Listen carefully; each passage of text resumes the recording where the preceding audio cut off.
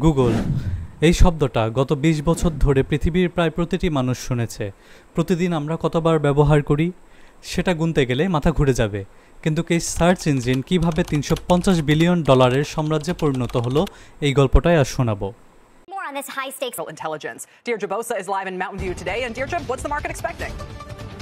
Ruth Porat, we talked about the trends and themes she saw in that quarter. She talked about an increase in advertiser activity in the quarter. Customers. The tech giant Google is on trial this week after the US Justice Department brought a claim against the company stating they used their power to monopolize online search services. কিন্তু এখানে প্রশ্ন হচ্ছে, Google আসলে কিভাবে তৈরি হলো, এর সাফল্যের রহস্য কোথায়, এবং আগামী ১০ বছর গুগল থাকবে নাকি বিলীন হয়ে যাবে। আজকের ভিডিওতে আমরা এই সব কিছু ৪টা অধ্যায়ের মাধ্যমে আলোচনা করব। গল্পটা শুরু হয়েছিল মূলত ১৯৯৬ সালের স্ট্যানফোর্ড ইউনিভার্সিটিতে।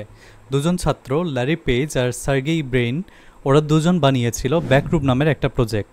উদ্দেশ্য ওয়েবসাইটগুলোর ইম্পর্টেন্স মাপা, শুধু কিওয়ার্ড নয়, লিঙ্ক কতটা ক্রেডিবল সেটাও ধরা। গ্যারেজে বসে শুরু হয়েছিল গুগলের প্রথম অফিস, আর সেই গ্যারেজ স্টার্টআপ এখন পৃথিবীর অন্যতম বড় কোম্পানি অ্যালফাবেটের কোর। ১৯৯৮ সালে গুগল আনুষ্ঠানিকভাবে যাত্রা শুরু করলো, বা তাদের নামে রেজিস্টার করলো। ইনভেস্টর যেমন এনডি বেস্টল শেম মাত্র $১ লাখ চেক লিখে দিয়েছিলেন গুগলের জন্য। কিন্তু এখানে শেষ না, গুগল ২০০০ সালে ইন্ট্রোডিউস করলো গুগল অ্যাডওয়ার্ডস, যেটা আজকের বিজ্ঞাপনের দুনিয়াকে পুরোটাই বদলে দিয়েছে। এখানে কিছু স্ট্যাটিস্টিক আছে। ২০০০ সালে মাত্র ৩৫০ অ্যাডভার্টাইজার দিয়ে শুরু হলেও আজকে গুগল অ্যাডসের রেভিনিউ প্রায় $২৩৭ বিলিয়ন। এটা ২০২৩ সালের রিপোর্ট অনুযায়ী। এর মধ্যে দিয়ে গুগল আস্তে আস্তে বুঝতে শুরু করলো যে তাদের শুধু সার্চ দিয়েই ব্যবসা হবে না, তাই অ্যাকুইজিশন স্ট্র্যাটেজি তারা শুরু করে দিল। এর মধ্যে দিয়েই গুগল ২০০১ সালে গুগল ইমেজ সার্চ, ২০০৪ সালে জিমেইল, ২০০৫ সালে অ্যান্ড্রয়েড অ্যাকুইজিশন, তাও আবার মাত্র $50 মিলিয়ন, আর ২০০৬ সালে ইউটিউব কিনলো তারা $1.65 বিলিয়ন। আজকের দিনে গুগল শুধু একটা সার্চ ইঞ্জিন নয়, তাদের ইকোসিস্টেমকে তারা এমনভাবে তৈরি করে ফেলেছে যে তারা Gmail, Google Maps, YouTube, Google Drive, Google Photos, Chrome, Android OS, cloud services, আর এখন চলছে এআই নিয়ে কাজ, যেটা জিমিনি এআই নামে পরিচিত। গুগল সার্চ প্রতিদিন 8.5 বিলিয়ন কোয়েরি হ্যান্ডেল করে থাকে, অর্থাৎ পৃথিবীর প্রায় 92% অনলাইন সার্চ এখন গুগলেরই হাতে। এরপরেও কিন্তু প্রশ্ন থেকেই যাচ্ছে যে গুগল এত টাকা বানায় কিভাবে। তাহলে উত্তর হচ্ছে অ্যাডস বা অ্যাডভার্টাইজমেন্ট। চলেন দেখা যাক ২০২৩-এর রেভিনিউটা একটু ব্রেকডাউন করে দেখা যাক। $২৩৭ বিলিয়ন শুধুমাত্র অ্যাডস থেকেই।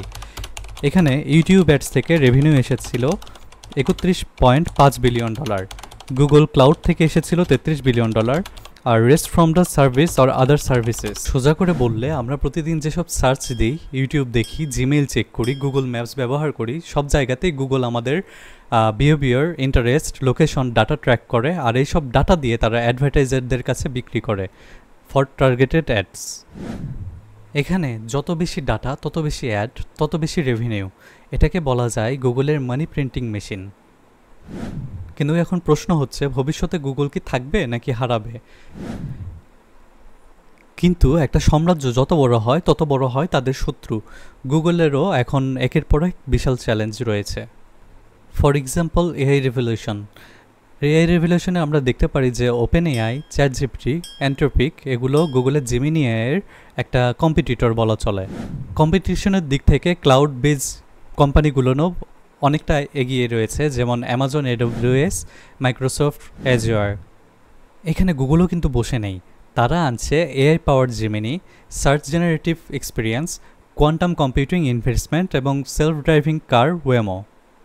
সব মিলিয়ে প্রশ্ন হলো, গুগল কি আগামী ২০ বছরও তাদের ডমিনেন্সটাকে ধরে রাখতে পারবে, নাকি এআই কোম্পানিগুলো তাদের জায়গা দখল করে নেবে? সময় বলে দেবে। গুগল একটা সার্চ ইঞ্জিন থেকে তৈরি করেছে $৩৫০ বিলিয়ন একটা সাম্রাজ্য। আমাদের দৈনন্দিন জীবনে অক্সিজেন ছাড়া বাঁচা যায় না, ঠিক তেমনই আজ গুগল ছাড়া পৃথিবী কল্পনা করা যায় না। কিন্তু মনে রাখবেন, যে কোনো সাম্রাজ্য চিরস্থায়ী নয়। Roman empire, British empire, Nokia, Yahoo সবাই একসময় টপে ছিল। আজ গুগল আছে, কাল হয়তোবা অন্য কেউ। আজকে এই পর্যন্তই।